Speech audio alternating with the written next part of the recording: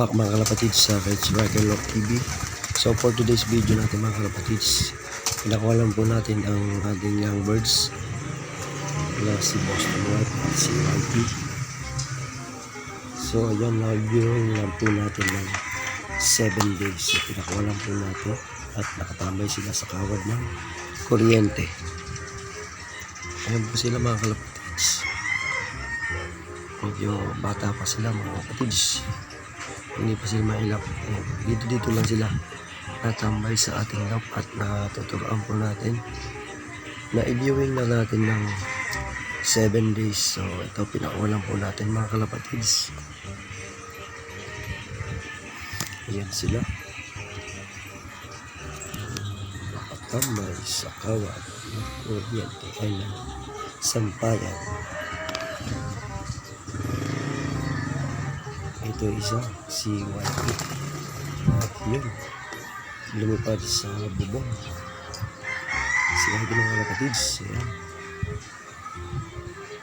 At itong isa sa ilalim, si Boston White.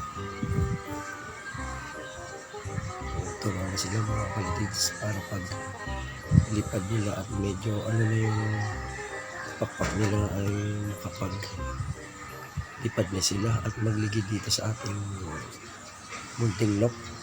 Ayan yung lock natin mga kalapatids. Ayan sila. So isusun natin para makita natin ang pinding nito ang dalawang young birds. Medyo isa ito si yung gray na white na ano, white yung isa mga kalapatids. Ito laki ng ilok, isa naman maliit.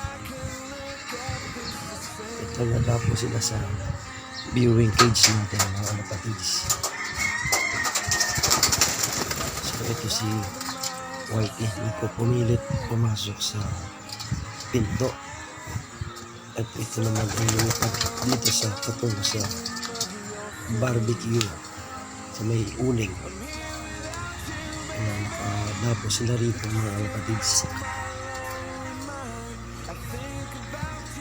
Ayan sila mga kalapatids, ang mga young birds warrior. So ito, sinasanay nilang makita yung ano nila para pag ilang days at nakalipad na sila, kabisado na nila yung lock natin mga kalapatids. Ito yung gawa sa scrap materials. Itong lock natin mga kalapatids. Yan, tinding ng mga young birds natin mga kalapatids.